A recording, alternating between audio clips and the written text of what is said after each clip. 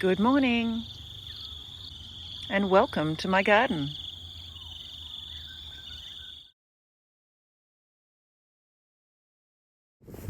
Now, when I first wanted to plant potatoes, there were no seed potatoes where I could find them. Planted potatoes from my pantry inside. Now, some of them have already died off, so I'm going to dig that up and see if there is any potatoes in there, because as the plant dies off, that's usually an indication that it's ready to pick. Okay, there's a rotted potato, and that looks like it could be a potato stem. Oh, here we go. There's one. Here's another potato stem. Okay. Wow. Okay, I'm concerned now that I'll be damaging the roots of these, so I'm not going to dig anymore. But look what I got. So if I planted one potato about that size, I trebled my harvest, which is pretty pathetic for potatoes, but I'm grateful that I got that much. So I've harvested those potatoes there. I got about 3 times what I planted, which is okay, I guess. I'm wondering if it died early. Well, it could have been the fact that it wasn't a seed potato. It wasn't a proper certified potato for growing. A lot of people I know who've been gardening for many years more than me say they would never use their own potatoes to grow. The other thing is that these potatoes were backfilled with this soil from the property, which is actually rather clay. It's very red, so it's full of nutrients, we would suppose, but it is very clayey. I'm wondering if it was too moist for the stems, if it was too heavy for the stems. I don't know. They were Sebago. They are the kind that are supposed to be indeterminate, so it should have grown up the stem. I did not see evidence of that. Recently, I picked some potatoes from my garden. I picked them from here, and I noticed that the plant that was beside them has also died off. So this morning, I'm going to see if I got more potatoes. And it appears I do. So this is looking promising. It's been damaged as I've been digging it, but I hope to not damage any more. I'll just have to eat that one before it goes off. I also noticed something else very interesting in the ground. All of this. Now it looks like rodent poo. So I had a layer of chop and drop along here. So lots of branches, lots of leaf matter, and it would have been very comfortable for rodents to live under that. And that's a whole lot of rodent poo, if that's what it is. It could be something else. I will be grateful for the manure, whatever size it comes in. So if you have a look here, you can see here's the stem of the potato, obviously died off. So now it's the perfect time to pick them.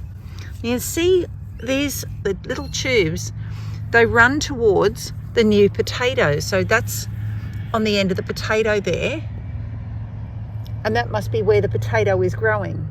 See these little potatoes here that weren't finished growing when the plant decided it was finished? And as you pull this away, it doesn't really look like it's grown up the stem. Here is, I would say that's the original potato. The original potato that grew the whole bunch. Is it called a bunch of potatoes? A bucket of potatoes? Not quite a bucket load here. But all that from one potato, that's all right. 2, 4, 6, 8, plus some bubbers. Yeah, 8 times the produce, that's pretty good going.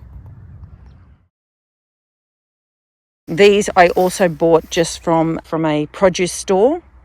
It's actually worked quite perfectly to have this garden edging around it, because if I want to raise the height, I can just lift it.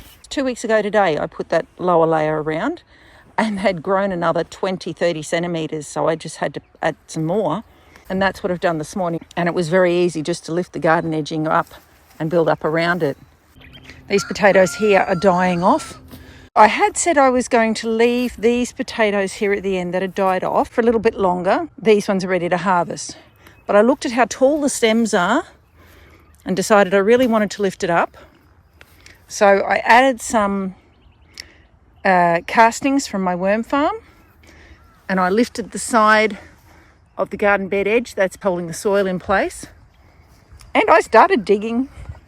Yes, couldn't help myself. And look what I found, my first potato. So I'm going to dig out along here and see how many more I can harvest. And I'm looking forward to seeing how many I get from this row. Okay, I've squirreled out the end. And this was my harvest from that patch. Now this is from 4 separate plants. And I guess you could say I got between 3 and 4 times what I planted.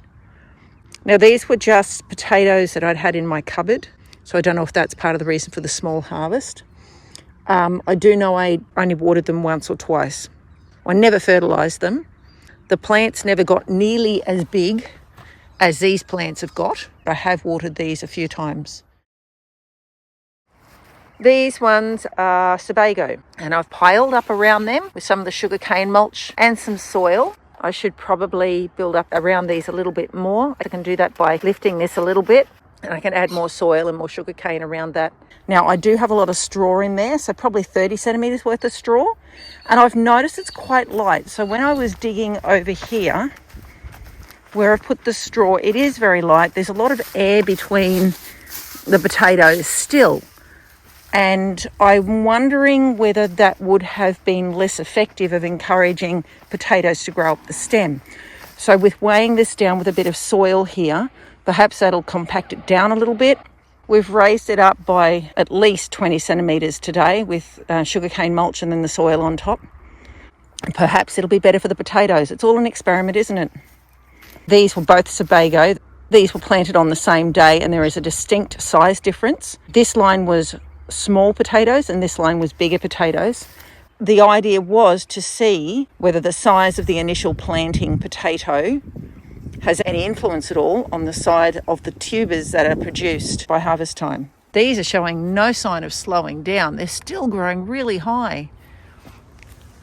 And I wonder if I keep stacking them up, if they'll keep producing. So I might just experiment with these and just keep stacking them up and see how they go. I planted them down, probably 20 centimetres under the ground here, and then just kept building it up. So they would be every bit 60 centimetres tall now, maybe even 70 from where I planted them. So I wonder how far up the stem they've actually produced potatoes. This looks like the start of a flower. I think flowering is one of the signs that they're ready to harvest. So maybe they're coming to an end, and there's another one there. I'll put some more soil around these potatoes to help them stand up. You can see I'd lifted the base up. Oh, look at all this fungal growth. It's a sign of a healthy system when you've got various types of fungi growing. I've lifted it up. Oh, what's that? It's about 15 centimetres. Next time I want to build up those potatoes over there, the Dutch cream, I can take some of this to put there.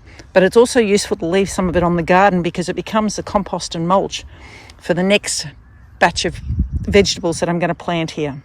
So now it's time to harvest these Sebago potatoes. I probably would have left them for longer to leave them store in the soil. However, we've had a lot of rain in the last 3 days, and I'm pretty sure that could mean rotting for the potatoes if they're kept in the dampness. So now that the potatoes are no longer actively growing, it's time to harvest them and get them away from this damp soil. Okay, so this is interesting. This variety of potato is Sebago, and they are indeterminate, which means they're supposed to grow potatoes up the stem. Well, this is the first potato I've found. It does not appear to have grown up the stem at all. Now, you can see I've done layers of sugarcane mulch and soil. You can also see it's very well wet all the way through, so it's wise for me to harvest it now, or the potatoes will just rot because the soil's very moist.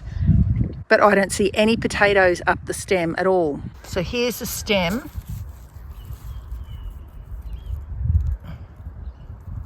And there's your first potato. Maybe there'll be some on the other side of that soil. That was a big job. When your compost is wet, it's very heavy to turn. I chose to plant the smaller potatoes in one row and the larger potatoes in the other row. Now, I've heard that you can cut potatoes to make them go further. I chose not to because I wanted this experiment to be about the size of the potato and how much yield I got as a result. And this is my potato harvest. Rather underwhelming, but I didn't go into this just wanting a big harvest. I went in this to learn. So these are the potatoes I got from the smaller row. There were 4 potatoes planted. When you plant a seed potato, it is the part that will start the nutrition for the potato plant. So in each case, I could identify the potato that was the seed potato, but it was completely rotted. It was like a jelly capsule in the soil. I had 4 Sebago potatoes in this row, and they were all, I'd say, a little bit smaller than that. This was the yield I got from the larger potatoes. You can see here the seed potato. It's quite interesting. The seed potato hasn't completely rotted. You can see it's like jelly there. And this one's the same. But it's not completely gone. Whereas with the small seed potatoes, they were completely gone. So this is the yield I got from 4 of the larger potatoes. I'm pretty confident to say that a larger potato has the potential to give a larger yield. I'm going to have to trial this experiment again another time. I'm confident that next time I'll have similar results. When I plant a larger potato, I will get a larger yield. Now all this mixture of sugarcane mulch and soil will go back on the bed, and I have built up the organic matter in the bed with all that sugarcane mulch. I've heard it said that sugarcane mulch is great for the earthworms, and I can testify to the fact that there were a lot of earthworms in that mix, some of them very, very large. It's all back on the bed now. 2 other observations I made while picking these potatoes. Firstly, the potato that is placed as a seed potato tended to be the lowest potato on every plant that I checked. Another observation I made, that even though these Sebago are classed as indeterminate potatoes, that is, they'll keep growing up, and the theory is you can mound around the stems to get more potatoes forming on the stems, in no case did it go more than, say, 10 centimetres. And I would class that as not growing on the stem, but growing really close around the ground. So I'm not quite sure what the story was there. Observations of how I grew these potatoes. I did not water very often, so that may have made a big difference to the productivity of the plant if I had watered. Equally, I did not fertilise them at all. All they received was sugarcane mulch. I did put a little bit of worm castings around them when I planted them, so that may have also played a role in what I consider a very small harvest. I mean, if you're growing potatoes commercially, I'm sure that is not adequate harvest from 4 potatoes. So what's that? 2, 4, 6, 8, 10, 12, 14 potatoes from 4 large potatoes bigger than that. I don't think that's a profitable yield. But for my home gardening, that means I've got 2, maybe 3 meals for my family, and I can be grateful for that.